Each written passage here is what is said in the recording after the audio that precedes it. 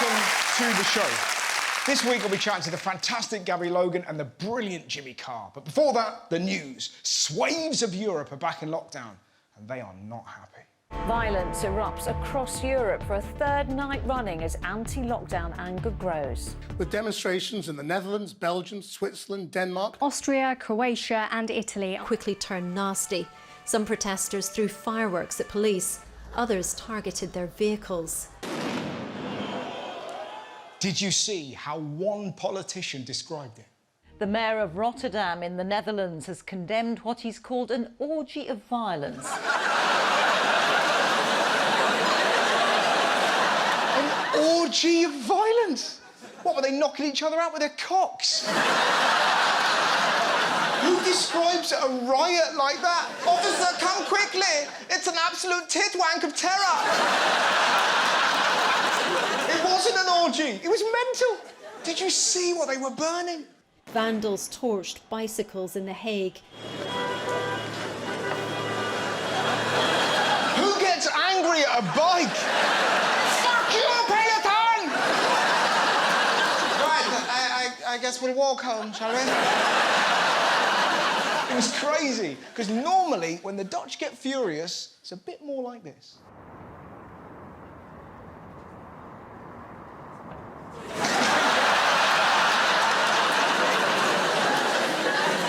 The Dutch weren't the only ones protesting. Look at the weaponry these Austrians were packing. Wir sind unzufrieden mit den Maßnahmen in unserer Bundesregierung. Toilet brushes. I don't want the vaccine near me, but I don't mind a brush full of shit. What else did they bring? This? Can you imagine? Imagine the looks they got. Why have you brought toilet brushes? We said we were going to kick the shit out of the system. Oh.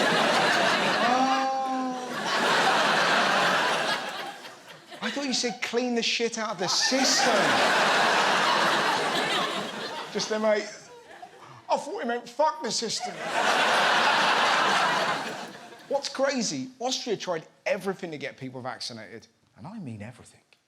An Austrian brothel is handing out vouchers worth €40 to anyone over 18 who agrees to get vaccinated. It's hilarious, isn't it? I ain't taking a jab. It's poisonous, mate. Nothing will make me change my mind. What? Blowjob vouchers? Well, I'm listening. Still, I doubt anyone actually went. The clinic gave out 149 jabs on Monday, and everyone accepted a voucher. It was rammed! One bloke had 14 jabs. Give me another Pfizer! You've had enough. Your arm looks like a recorder. It's nuts, isn't it? We had hands, face, space. They've got poke, stroke, choke. I was very pleased with that, but it isn't the only strange incentive knocking around. Look who the Americans are using to promote the jab. So an unlikely figure has emerged at the center of the debate over vaccinating children against COVID-19, Sesame Street's Big Bird. Big Bird has had the jab. Predictably, the American right wing lost their mind. I told you 15 years ago Sesame Street are a bunch of communists, and they're proving it once again. I stand by that assessment. Big Bird's a communist, Kermit's a Russian agent, and Cookie Monster did 9/11. Sesame Street are communists. I must have missed that episode when Elmo went, "Hey, kids, who wants to learn about a society based on common ownership of the means of production?" No, you're Josh Widdicombe. It's mad. Fox News even claimed this would happen to kids if they got vaccinated. Sadly, CNN did not show what happened to Big Bird later in the day.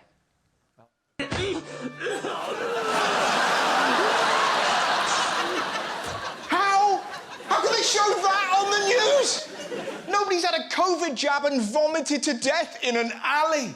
Can you imagine that on British news? Don't take the jab, kids. Peppa Pig had it and now her ass is a muddy puddle. Mental. Next, they'll claim Big Bird was jabbed in Austria and show this.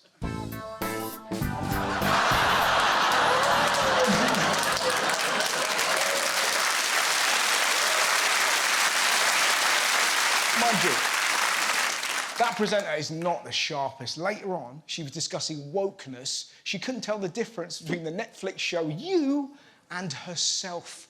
I'm not joking. Look at this. You know, I was watching an episode of You where measles came up. Wait. When did I mention measles? I don't know. It was on You. What was on me? What are you talking about? Is Raymond even hearing what I'm saying? I never had the measles. What's on You? We never did a measles and vaccine episode. Is this a joke? I know. It was on You. It was on You. Raymond, I've never had measles. What are you talking about? It's stupid. It was an episode of a show, Laura. Well, what's it called? You. It's called You. I've never done a show on measles. It's called You! How, man? So in America, the media are furious with Big Bird. In Britain, they're furious with Tesco. In the UK, there are calls to boycott one of the country's biggest supermarkets for allegedly politicising Christmas. Tesco's seasonal ad this year features Santa Claus using a vaccine passport to deliver his presents. Breaking news. Santa could be quarantined. Next. Who gets upset by this? All he's done is have the jab. It's not like he's shitting in an elf's mouth.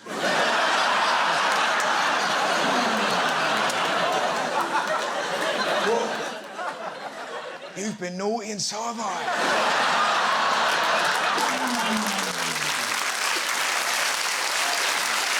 Now, predictably, right-wing truth warrior Lawrence Fox was outraged. I'm absolutely astonished that our supermarkets are trying to be the moral arbiters of what goes on in our country. Moral arbiters?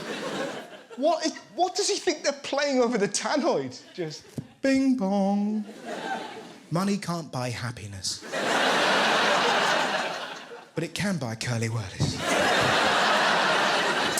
It's nuts, right? Tesco aren't judging you, are they? Unexpected item in the bagging area. It's a child born out of wedlock. You're not doing that. What? That wasn't the only thing Lawrence was upset about. I'm fed up with it, actually, and I think the people of this country are as well. We don't want our supermarkets to tell us what to think. They're not telling you what to think. It's an advert, not an instruction. Why are you shoving that carrot up your arse? Sainsbury said to try something new.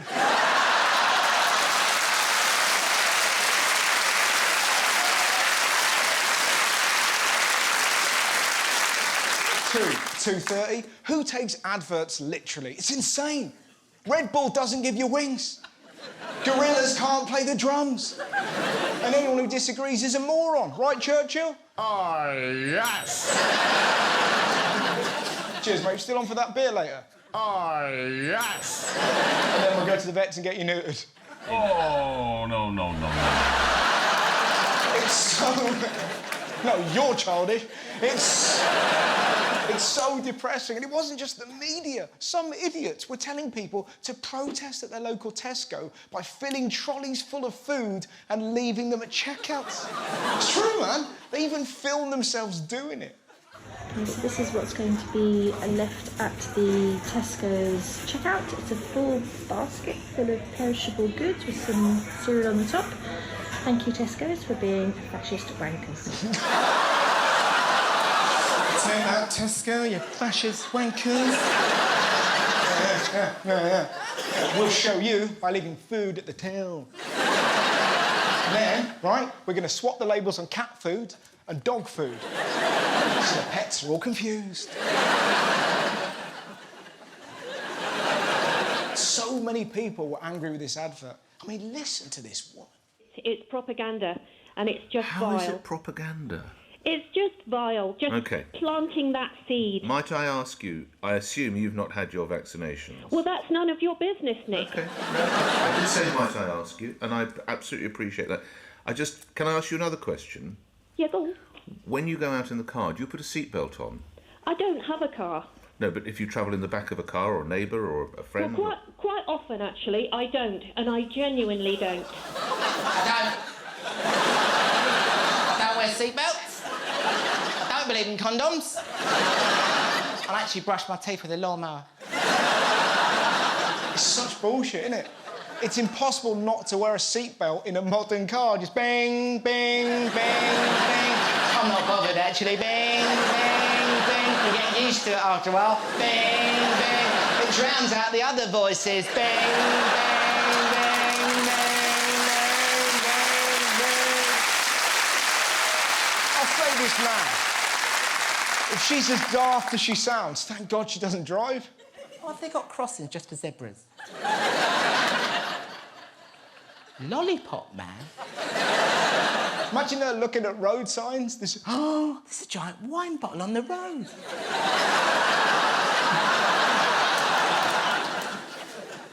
Is that tyre doing a fart?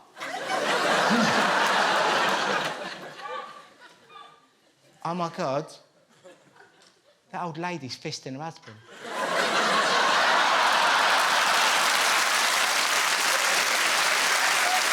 Join me after the break when I'll be chatting to the one and only Jimmy Carr! The Jimmy I know is actually a really sweet, kind bloke. Me and you have a relationship where you're the Greek elder, but there's no sodomy. Do you know what I mean? You saying no sodomy because it's on TV?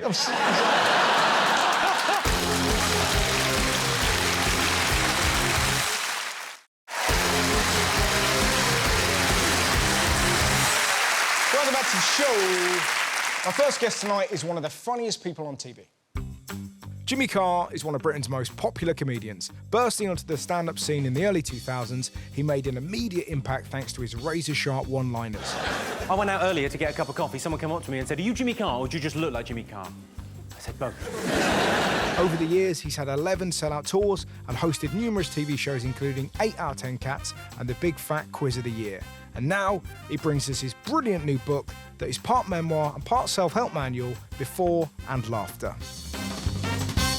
Ladies and gentlemen, please welcome Jimmy Carr!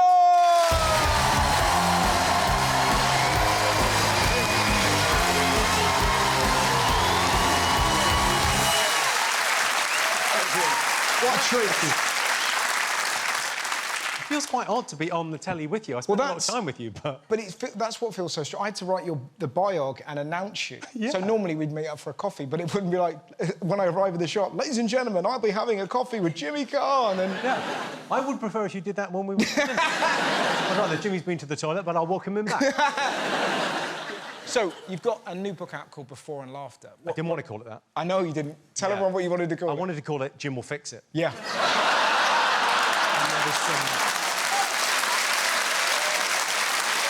But then stuff happens. But hey, listen, I'm a reasonable guy. I'm willing to compromise. And then I said, why don't we call it Just the Tip, Take It from Jimmy Carr? Again, there was some pushback. Jesus. Somewhat ironic, given that title. Yeah. But what is the book about? It's 20 quid. Depends where you buy it, really. Yeah. The book's Come on, that's all right, yeah. man. Let's not The book is, I'd say it's half autobiography. Yeah. It's like, but then it's kind of life lessons, and it's like, it's basically self-help. It's like, and all self-help says the same thing. It basically says, you know, hard choices now, easy life later. And that's it, but it's like, it's the lessons of life. I think stand-up made me a better person. So it's a little bit of, I was in my mid-20s and I was lost, and I wanted a more interesting life, and I left and joined the circus of stand-up comedy and met people like you, and I had a better time, and I want that for everyone. I want everyone to find their purpose and have a better life. So, is it true that you sort of wrote it with your kid in mind? Yeah, I had a kid yeah, everyone had a kid in lockdown, didn't they? I think it was mandated. It was like masks. Wear a mask, wash your hands, have a kid. I'm late to the party. I'm quite old to be a first-time dad, but it's that thing where there's a great quote about, like, becoming a parent where it's like having a medical procedure where your heart now lives outside your body. Yeah. And it felt like such a sort of incredible... you know, I felt so kind of changed by it. I mean, I was worried it was going to change me as a comic, and it hasn't. Yeah. There's the thing that happened like, on the day that that he was born. He was like premature, so I had to go out. You know the baby grows, the tiny little baby grows. You get them as a parent before you go into. You've got like a grab bag, and it's got the baby grows in, and he was like dwarfed by those because he was so tiny. Yeah.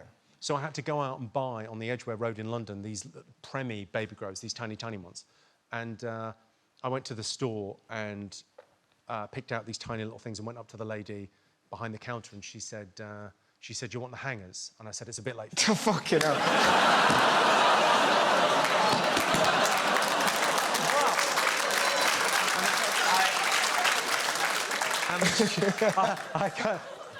I went, I still got it. I still got that edge. So what I like about the book, when you spoke about this before, is that it shows a side of you that people aren't necessarily aware of. Because you're very funny naturally, and you're quite you're kind of like, you have a reputation for being vicious. But actually... Yes, I do. But you do. But the Jimmy I know is actually a really sweet, kind bloke. Me and you have a relationship where you're the Greek elder, but there's no sodomy. Do you know what I mean? You saying no sodomy because it's on TV? Exactly. But do you know what I mean? It's kind of nice and deep, and it is kind of a self-help I wanted it book. to feel like, if we went for lunch and a walk, right? It's kind of, lockdown kind of walk and a coffee. Yeah. I wanted it to feel like someone knew me like that after reading the book. Yes. I wanted that to be kind of the impression of it, or the idea that it's not, I like telling jokes, but I don't really like small talk. I like getting straight into sort of the serious shit. Yeah. I'm not one for going, oh, have you heard the gossip? It's like, what's really going on? But I suppose the reason to write the book was really, I got a phone call from Adam Kay. You know Adam Kay that wrote that amazing book, This Is Gonna Hurt, about his time in the NHS being a doctor. It's a remarkable book. If you haven't read that, read that before you read mine. It's brilliant. It's the worst promo ever. He calls me about 2 weeks, 3 weeks into lockdown going, we're going to do a book for the NHS. It's like a charity thing where everyone's going to write 1,000 words about their experience with the NHS. And I wrote about my mother died in Guy's and St Thomas's in, opposite Parliament. And I wrote about that. I wrote about the experience of being there and the pain team and what they did. And it was quite sort of emotional. And I really enjoyed that thing of like going, sort of reliving that. I really enjoyed kind of looking back. And then someone at a publishing house read it and went, hang on, we could sell a few of those. Yeah. And so it spun out of there. It was very nice to do. But even when you talk with such love about your mother, but there's also brutal, sort of classic Jimmy humour, because your mum had narcolepsy, and the way you dealt with that is fantastic. Well, I think that's what got me into comedy. Yeah. My mum had narcolepsy. It's like a sleep disorder, but she had the one where it's a weird thing. Sometimes you meet people that make no noise when they laugh. Comedians will be aware of it, because sometimes you're looking at the audience and you see someone and they're laughing, but they just do the bobbly head. And my mum had the full-on... She had cataplexy, so she would lose muscular control fully when she laughed. If she lost it, she'd, like, properly... Wow. So, obviously, in my childhood, I was massively motivated to make her laugh, because if she walked in... with a tray of teas, if you could say shit funny enough, she'd... Driving was amazing. Spent my childhood... Driving? That's fantastic. My childhood holding the steering wheel. She lost her shit over something. So my mother had that. Yeah. That wasn't really the sickness. I think she was depressed when I was growing up, and I think it's difficult, I think, when you're growing up to see that, because your home is normal. Yes. You haven't seen anyone else's house. Yeah. So you think like, oh, sometimes if mum hasn't got out of her dressing gown and it's 5 o'clock, that's normal. Yes. So you're seeing that, and you're dealing with that as a child, and the way I dealt with that was to kind of lighten the mood. So I was there for vibes in my house. I'm sort of like Bez in the Happy Mondays. This is a lovely I had no image. real abilities, but I was kind of just there to just calm this down. Have you ever sort of gone to a rave and danced like Bez? I'd fucking love to see that. Yeah. Have you? Yeah, I've done all that, yeah. Absolutely. Got an odd musical life. Yeah. I'm on backing vocals on Ed Sheeran's single. Are you? You know Visiting Hours, that song? How did you... I'm the backing vocals on that. It's me and Kylie Minogue. I know, it's a weird world I live in. No, but no. There has to be a backstory there. You don't just wander into a recording studio. They needed it. That song's nothing without me. What the fuck? No, well, the song is about... it's Visiting Hours, so it's like... You remember that song he did on the last record called Supermarket Flowers, about his mother? Yeah. And he did another song about his mother called Visiting Hours, about visiting hours in heaven. Yeah. And Johnny McDade, who used to be in Snow Patrol and writes with Ed Sheeran, has played me the song about 7-8 months ago, and I was in a puddle. I just was, oh man, that's so beautiful, and it was about mums, and I was writing the thing in the book at the time. Right. And I was really physically... I find music as a real way to kind of connect to grief. I really kind of like, you know, what music does, and just reminds you of the people that you love. And it was such a beautiful song. And he went, oh, you've got to do backing vocals for it. And I went, I don't think that's a good idea. And he went, no, be absolutely fine. We've got auto-tune, we can make this work. So I did the backing vocals. It's just like a cute thing. I think he just put me on it because I loved it. Wow. Now, one of the things I think of you is because you had a friendship with the late, great Sir Stephen Hawking, and you wouldn't have put you two together.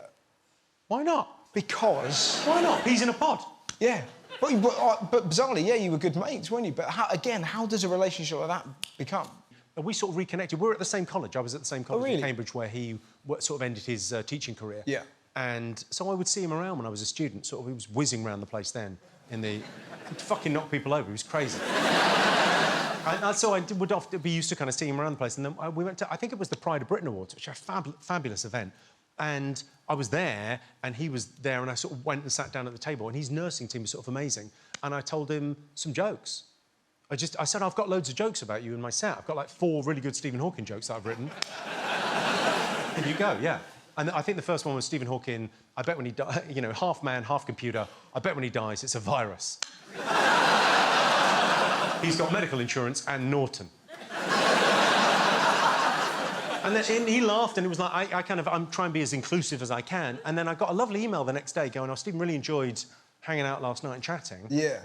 And then wanted to come to the gig in Cambridge. So came to the gig in Cambridge and then went for tea before, and then we sort of started going out sort of on the regular. He started coming to parties and... But see, that's the interesting thing, because a lot of people would get offended on behalf of Stephen Hawking in that situation. But weirdly, what you're doing there is actually really super inclusive, and you're just having a laugh. Well, you get that thing where people now will go, Stephen Hawking be turning in his grave, and I would say, yeah, if he had the motor function. It's like no one's more aware of, you know, there's people that like a laugh. I always think at gigs and things, there's people that like a laugh, yeah, come out for a laugh. Yeah. And then there's where comedies actually has a Darwinian advantage. There's places, some people need a laugh. Yes. Sometimes your situation in life, you're in chronic pain or something's going on with you. Yeah. And you absolutely need to release endorphins and to laugh and to let off the pressure and stuff. So I find that the people that come and see my shows want to be included and want to be joked with. Yes. And it's that lovely, inclusive... You know, I like to think of myself as an equal opportunities offender. Yeah. I joke about anyone. Interesting talking about stand-up, because we've had discussions about this where you wanted to do sort of more like long-form stand-up. Yeah. Is that something that you're kind of still interested in? I know, I'm trying to change it up at the moment. I'm trying to kind of change my style and get better. I think there'll be a lot of people watching this going, yeah, about fucking time. I think you've got your kind of, you know, comedy heroes that you look at and you go, well, that's great. But then most of the people that I sort of think are, you know, if you're doing a Mount Rushmore of comedy, the sort of 4 greats, they all made it later. And they all made it in their 40s and 50s. So it's a lovely thing that you go, oh, you're not finished yet. The great thing about comedy is it's a task without end. Yeah. And for anyone who's got, I mean, most people aren't stand-up comedians, but if you have a job that is like a task without end, that you can keep on getting better, that's happiness. Yeah. Totally. But it's like if you're lucky enough to have a purpose, and your purpose could be your family or it could be your career, whatever, it makes life so much easier because you have something that you kind of... The time flies by because you're doing the thing you... Well, I think that's the thing in the book, isn't it? That's the thing I talk about, is the idea that finding your edge is the term I use. You've just got to find the thing in life that you do best, because we live in, like, a specialist economy, right? Everyone's a specialist, right? I do dick jokes. That's what I've lent into. I'm quite a specialist on brutal dick jokes. Great. But that thing of, like, getting better at all the things that I'm mediocre at and becoming, you know, an all-rounder. No one needs a fucking all-rounder.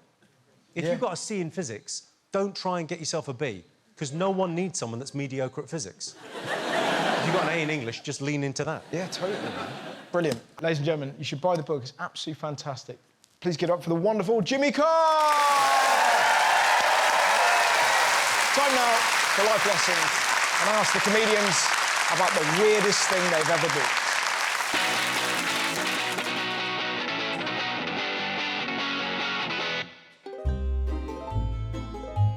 The weirdest thing I've ever spent money on is a taxidermy goat's head that stinks. It was £161.25 from eBay.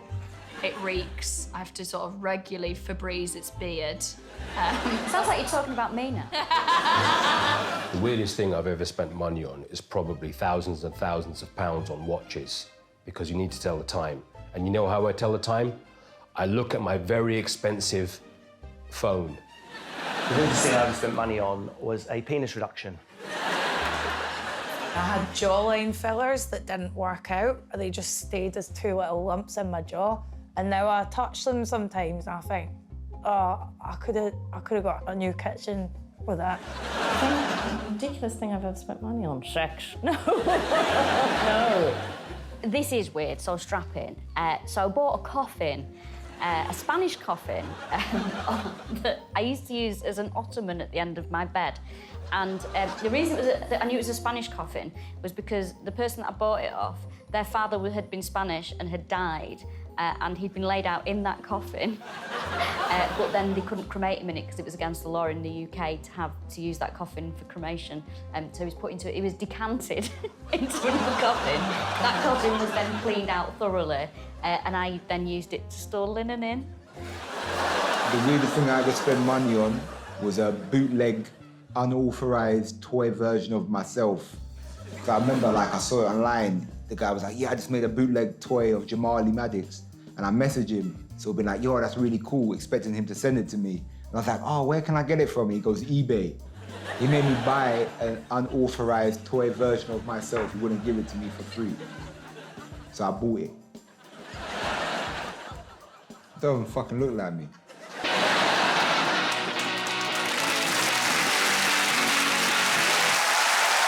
Next up, it's the Spotlight. And tonight, we are one of Britain's brightest young stand-ups. Please welcome the fantastic Jacob Hawley!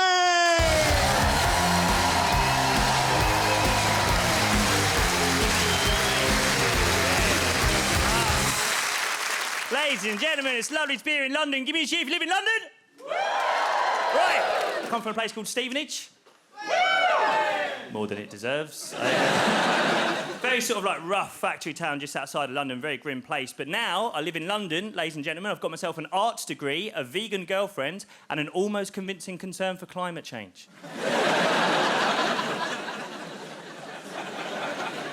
I am getting properly middle class, boys and girls. I drink bottled beer, not just at Christmas. Charcuterie. I don't eat it, but I do now know what it is, right? It's funny though, like comedy's a very middle-class industry. I didn't realise this till I started doing it. I often end up in situations where I don't really feel like I fit in. Recently, did a gig at a private members club, right? And as part of the payment for the gig, they gave me a membership to the private members club. That membership lasted precisely one evening. So I've never been to one of these places before. I didn't really know how they worked, right? I was doing the show, I was looking at the price list to be a member. £3 a year to be a member of this club. I couldn't work it out. It's just a bar and seats. Why would you pay that? I assumed that what it must be is that you pay £3,000 a year and whenever you go in, they give you free drinks. Yeah, I confused the business model of the Ivy's Private Members Club with the business model of an 18 to 30s package holiday. So after the show, they say to me, here's your membership, come back whenever you want. I was like, well, obviously I'm coming back tomorrow, right? I went back the next day, my best friend, Big Dave, which was nice for everyone involved, because Big Dave had never seen a private members club before, and the private members had never seen a Big Dave before. And I love a night out at Big Dave. We have a properly blokely night out, do you know what I mean? Proper blokey stuff. We talk boxing, we talk UFC, we talk other various forms of fighting. And if either of us tries to initiate an actual conversation about meaningful stuff, we shut that right down by saying, would you like some more alcohol, right? Had a great time. These private members clubs are beautiful places. If you've ever been, amazing stuff, right? Like we went to the toilet. The toilets were nicer than most of the places that I've been on holiday, okay? Like, the urinal was made of marble. They're pissing on marble. Like, me and Big Dave went for a piss together, right? And I've pissed next to Big Dave many times in my life. I know that when Big Dave pisses, he likes to spit. It's what builders do. I don't know whether they teach them that at the job interview. I don't know why they start doing it, but whenever he pisses, he spits. We went for a piss together. I watched him approach the urinal. He unzipped his zipper, got his little todger out, hucked back his spit, went to piss, looked down at the urinal, went, swallowed it. That's how nice these toilets were, right? We had an amazing night, drank all night. At the end of the night, we go back to the bar. They give us this horrible piece of paper with these awful numbers on it. Turns out we owe them £400. And after some very regrettable miscommunication, they tell us that we're being kicked out. They're calling security. We are now persona non grata. Oh. Persona non grata. I remember getting physically dragged out by security and even in that moment thinking to myself, oh my God, you know it's a classy gaff when they kick you out in Latin.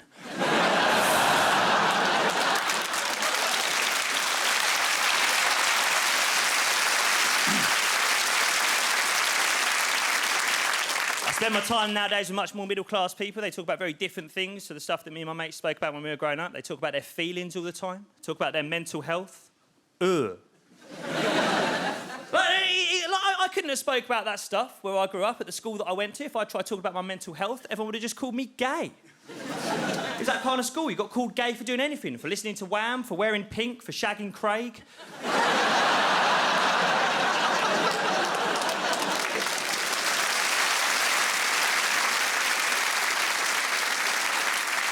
It's funny, in the UK we have this narrative, don't we? We have to talk about our feelings, we have to open up, we have to talk about our mental health, especially men. We say it all the time, we have to talk about our mental health as men. Like, as a man, I get targeted adverts on my phone from the NHS trying to make me talk about my mental health. But because they're made for men, these adverts, they're written with all the subtlety of a fucking Lynx advert.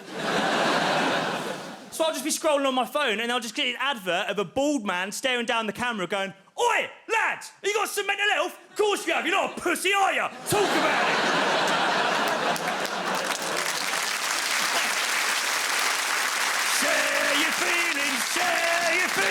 Share your feelings with the lads. It's like, mate, I'm trying to buy trainers. And it is lovely that the government pay for these adverts on my phone. It'd be even nicer if they pay for some therapists on the NHS.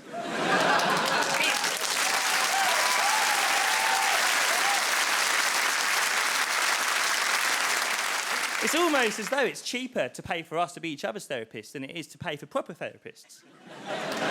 Do you know what I mean?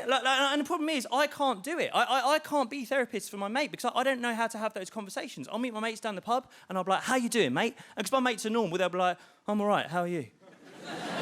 But because I've seen all these adverts on my phone, I'm like, no, how you really doing, mate? How's your feeling? How's your mental health, right? And every now and then they'll be like, oh, mate, do you know what? I feel like every morning I wake up and I've got this, like, physical weight on my shoulder of anxiety and stress and I don't know what to do about it. I don't want to get out of my bed. I just want to lay in bed all day, but I have to get up and I go to work. I end up going to work. I can't really concentrate. My boss has a go at me because I'm not concentrating. Then I start worrying that I'm going to lose my job. I go back home after work and I don't really want to talk to my flatmates because I'm worried that if I'm going to lose the job, I won't be able to pay rent and I'm going to put them in a mess and that's all my fault as well. I end up drinking every night. I take Class A drugs every weekend. And when I'm not doing that, I stare into a piece of glass designed by tech geniuses to make me hate myself.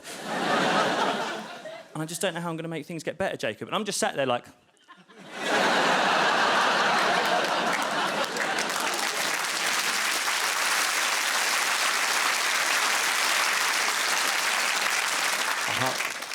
Uh-huh.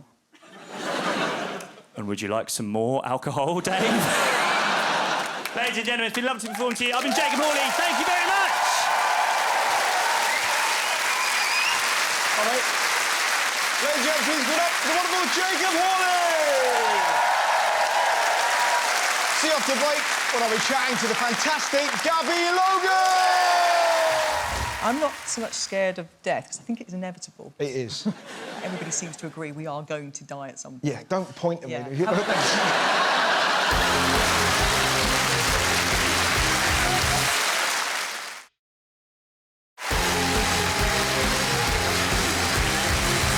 Welcome back to the show.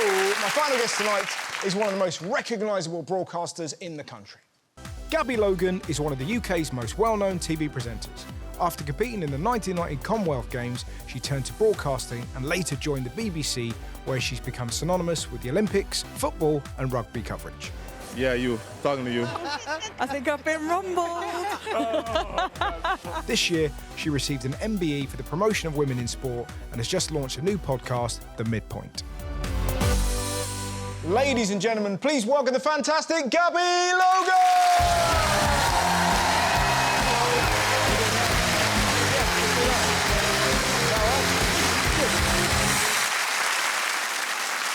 How are you? Really good, thank you. Thank you so much for coming on the show. I love the podcast. I love the idea behind it. It was completely self-serving. I was about 46, had this moment one day where I went, oh, I'm in middle age. This is where I am. Is that what happened? Yeah, it was kind of the opposite of a eureka moment, you know, where you kind of go like, oh, God. And then I didn't do anything about it for ages because I was busy. And then we locked down. I thought, oh, I can start that podcast. And it was really just a chat to people about their experiences and share. So was it that, because the whole podcast is about kind of ageing and kind of what happens, and it feels like everyone's sort of revealing their little secrets.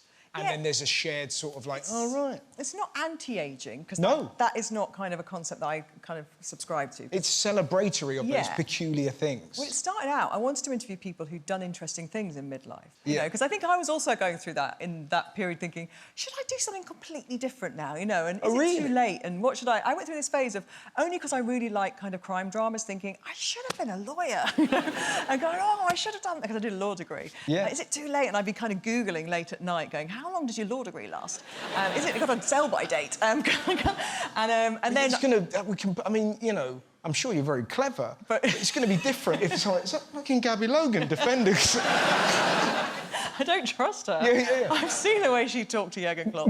And then I did think that as well. What could I do that people wouldn't have a preconception, you know, that I'm going to start reading football schools or something in the middle of the job that I'm now doing.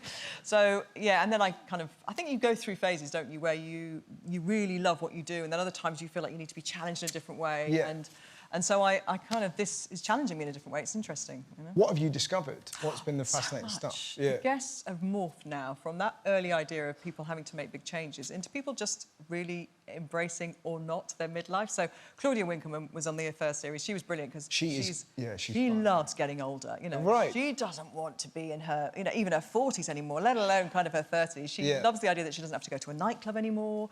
She doesn't have to go out on Saturday nights if she doesn't want to. She's the opposite to me with, I love exercise, she hates it. So we were kind of each other's counterpoint about aging. And the reason I want to exercise is because I want to play tennis with my grandchildren in my 60s. Do you know what I mean? Yeah. And she's like, God, no, I want to just eat sweets with them on the sofa. And so that was really kind of interesting, her ideas about what getting older is. And then you've got other people like Jimmy, who wanted to share, like, literally get his Rolodex out of his surgeons and everything and kind of go through, you know, what his treatments and stuff. But then we have experts come on who talk about things like diet, nutrition, what you should be doing. And, you know. It's a really interesting world we live in at the minute where it feels like there are so many people dispensing knowledge about kind of longevity. Yeah. I love it because I'm terrified of death. So anything I can do to try and kind of postpone it or kind of be as healthy as I can for as long as possible until I perish. That's what I'm not so much scared of death, because I think it's inevitable. It is. I've not had anybody on the podcast yet who, you know, has got any other ideas about that. Everybody seems to agree we are going to die at some point. Yeah, don't point at me. But I don't want to be I want to be active and totally. healthy when I'm older. And obviously, you know, we know a lot more about dementia now. We know a lot about how we should look after our brains and what we should be doing to try and stave off those things. And I spoke to a lot of ageing experts who say the reason we've got more dementia is because we are living longer, you know, and those people potentially would have died earlier of other things, and that's kind of what's happening. But I had 5 people in my family who lived to be 100 or older. And so those people have kind of given me, you know, I hope that if I look after myself, there's a long life. And they were all really active into their, you know, 90s. So do you plan on being sort of like growing old disgracefully? I think that's the best way to be, isn't it? I like the idea of saying what you feel. I had one of my aunties who lived to be over 100, great auntie. When she was about 96, she said something really rude about somebody at a family party, and she went, I don't care if she... And she was right, what she said, but, you know, it was correct, but normally you'd keep that to yourself. Yeah, my mum is exactly like that. My favourite, we were in a car in the motorway, and it was kind of traffic, and this guy got out of the car because he wanted my autograph. Bizarre moment. It's never like on the middle of a motorway. Can you have a photo? So he kind of wound down, went like that, and as the window came up, my mum was like, "Help! He's kidnapped me!" Like that, you know. And I was like, "Why did you do that?" She's like, I don't care. Like, and it was such a lovely thing to do that she just had an idea and went, I'm doing it. Whereas a lot of us kind of live inside our brains. That We're thought would afraid come into to your do brain, it. yeah. But let the thought out. Let it because go. behaving in a silly way always enriches people's lives, doesn't it? And humour as well, and being able to laugh at yourself, and you know, having that kind of just relaxed kind of view of life. Yeah. I think, and getting to a point where things don't. The one thing, the theme that comes through from all my guests, and I've had so many very different kind of guests, is this idea that you get to a stage where you don't give a shit. Yeah. You know, are you allowed to swear on the show? I think of course you are, can. aren't you? Yeah. Yeah, you just don't give a shit, you know, and that's I love really the fact nice. Even though you swore, you still said it as quiet as possible. It was like a mouse farting. Now, in the spirit of getting all the weird things about ageing out, sometimes, and this may only appeal to men in the room, but I wanted to say it because there might be people at home that might understand what I'm saying. I'm worried. As a younger man, I would enjoy myself over the Littlewoods magazine. Right, that was a big thing. This was pre-internet. This is a completely normal thing. Simpler times. Simpler times. Occasionally a Graton mag, but mostly Littlewoods. That's the thing I did, and I'm not alone. But now, as I get older, I'll sometimes be going up the tube, and I'll see these ladies. They're now advertising walk-in baths. The same women. The same women. And my brain goes, how do I know? Oh, God! Oh! And I was curious, does stuff like that happen to you? But I was thinking, have you had those... I'm really happy they're still working, those women. I think that's I'm great. not. They freak me out, man.